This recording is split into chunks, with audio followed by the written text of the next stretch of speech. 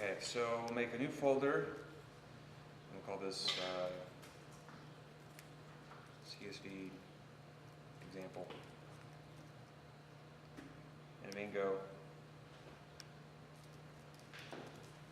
So if we go back to the previous example, this was the old version we wrote. So I'm just going to copy that and paste it into here.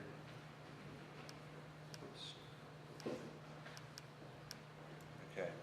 So we want to do two things. We want to replace the string building with template, and we want to make this an HTTP server instead of just a command line program. And so I'm going to break this up into multiple files because this is a pretty big file. So I'm going to make a file called records.go, and it's just going to have these two things in it.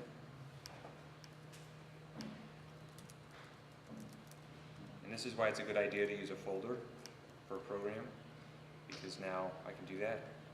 If I use a single file, this wouldn't work. So if you're doing go run main.go, this program isn't going to work for you because it's in two files. Right, so we need that CSV file, so let's copy that guy. Pop him in there. Okay, so instead of doing this, we do listen and serve.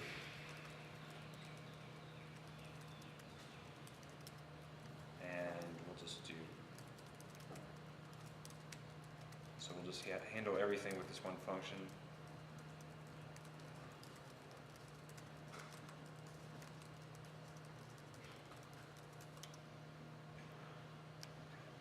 So in here, we'll open the CSV file.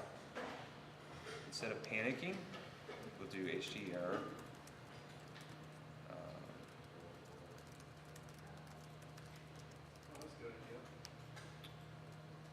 And so instead of crashing our whole program, we just tell the user what happens.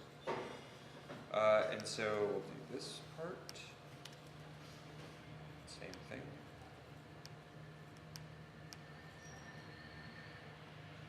So now we have our rows.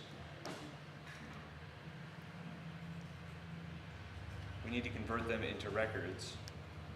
So we'll copy that part. So records will be slice of record, same length as rows. So I set the capacity so I can use append. You got a typo on your initialization of records?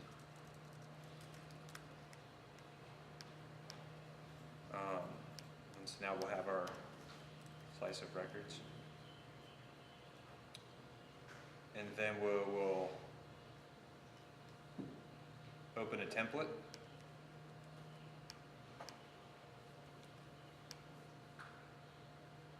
So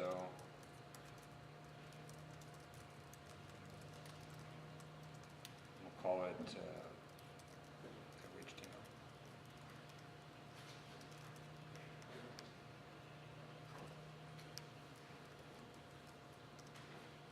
And then execute res for the response. And then the data here is going to be records. So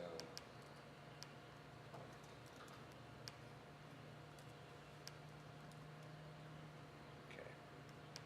So now let's copy all that HTML in here and put it into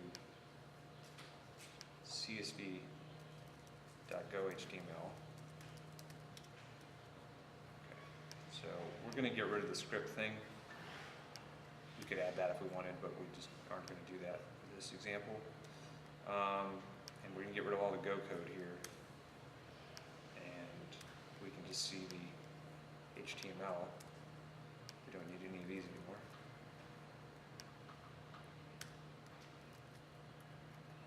So what am I going to put here? Range, right?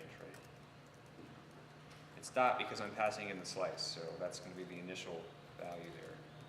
And then between here, dot, whatever your field name is, date. yep, So very similar to the using plus and stuff, just cleaner and safer.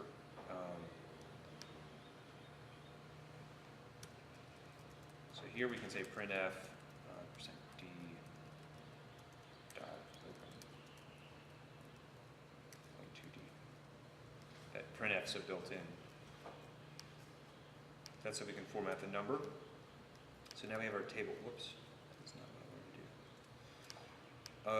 So now we just have to pass it in here. So we get rid of this guy. And I think we are passing it. So let's see if this works.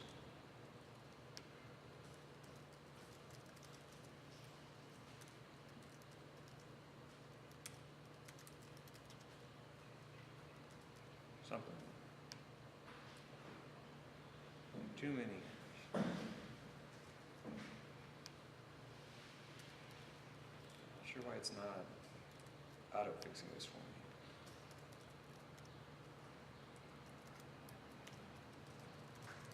Oops.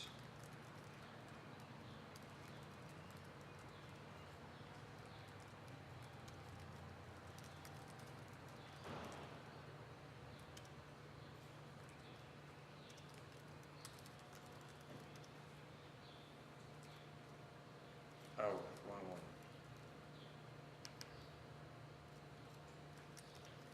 I think my Go plugin broke or something.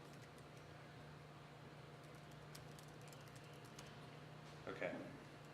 So it installed it, and we just run CSV example.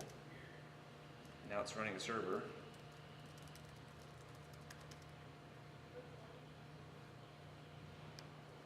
Ah.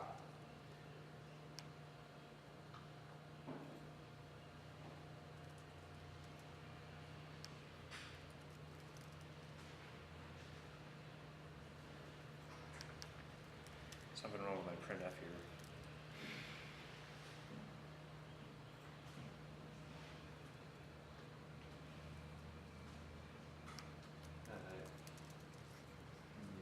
The D, isn't that for?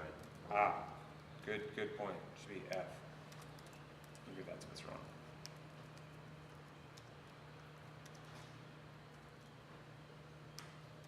There we go. So that's how we can build a CSV table. I'll walk through the code again.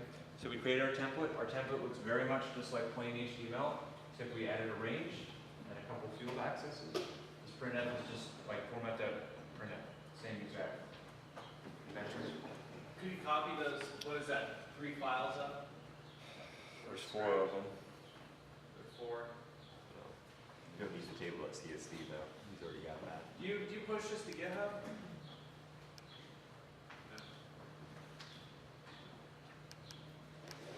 I mean, I could, it's just, I'm modifying the files so that, you know, the final version doesn't reflect what we've talked about. Yeah, that's fine. I mean,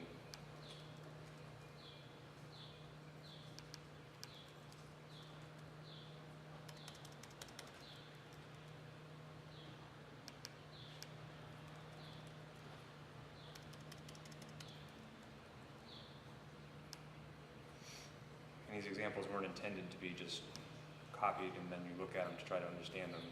It's supposed to be describing how they work, you know. So, we listen, it's going to call this function every time any request comes in. We open our CSV file, we read it, we transform it into records, so we give it a strongly typed definition, right? Now normally you'd have your other fields and you'd add them in here, but we just did one, the date and the open. And then we add them to this list, this slice of records, and then we call it with our template. So we parse our template and then call it. So one thing we could do is we could parse the template outside of this function. So we could parse it once and then use it every single time. If we did that, that'd be a little more efficient, but it would mean that if you changed your template, you'd have to recompile the program. So, or at least restart it. So there's a little bit of a trade-off there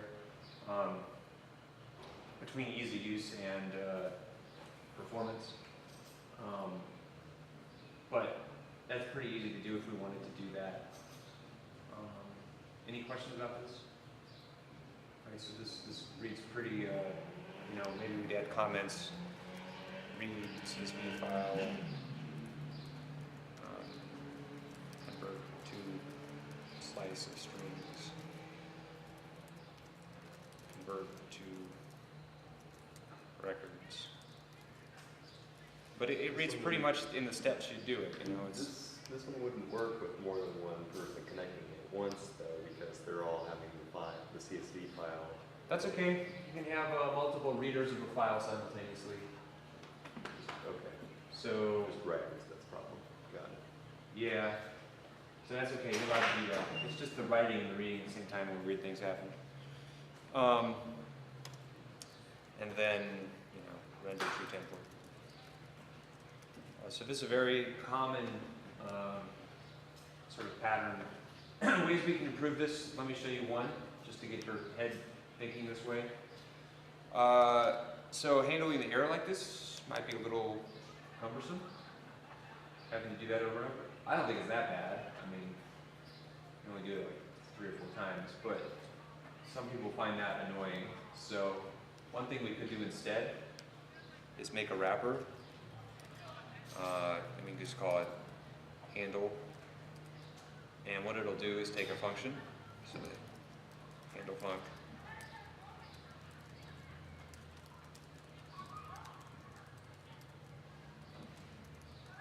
It'll call that handler, except we're going to make it return an error.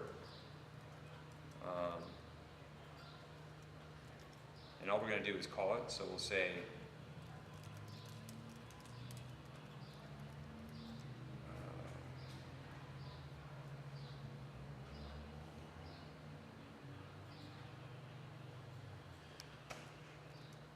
so this is going to return this.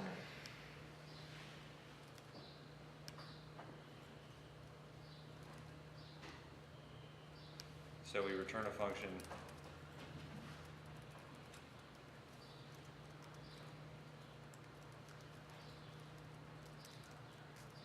if there was an error, we call this.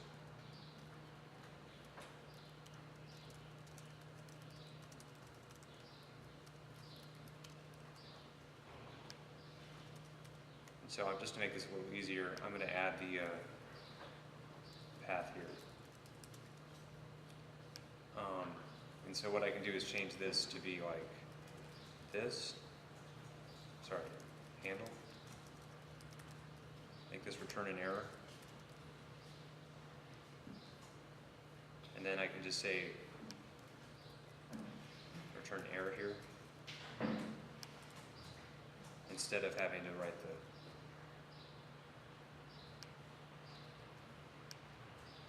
and then at the end just return nil. I'm sure I made a mistake here. Let me see what I did.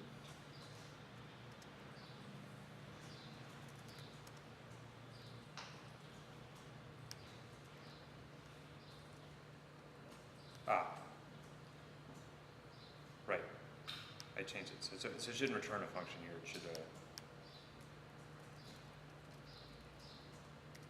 It should call http.handle func, give it the path, create this new function, which calls our defined function. Okay. There we go. So what I changed here was I just created my own handle. You pass in what you would normally write, except all I did was add this error, and that makes it so I just return it, and we can handle errors the same for every single one of the cases. Okay. So people often complain about the verboseness of having to write out this error handling every time. What I'm saying is if you know how to do this kind of stuff, passing in functions and modifying them, then you can make that code a lot cleaner. And you don't need any special magic stuff to do that. You just write code to do it. And so, does everybody understand what this code is doing? No? Okay. So I created a function. It takes in the path. That's the same path we have here. And it takes in another function. So it takes in this function. And what it does is it calls handle func, and I create a function here. So I call the function you passed in. So this guy will call this guy. This guy can return an error. So that's what I get out of it, error. And then if an error was returned, I call this HTTP error function. Okay. So So this is going to set the status code to 500 and whatever. By doing that, all I have to do is return the error. I don't have to put this line of code here. Okay? Yeah. So, I mean, I don't know how else to make that. You just have to get used to passing the function around, which is, I guess people find difficult to understand. But it's just calling the function you pass it. Remember closure and Functions. Okay. You don't have to do that. if you don't like that, you can do what I had before.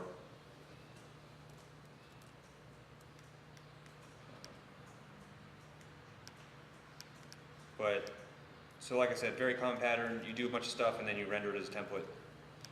At the end. And so we'll probably do that a lot for regular sites. And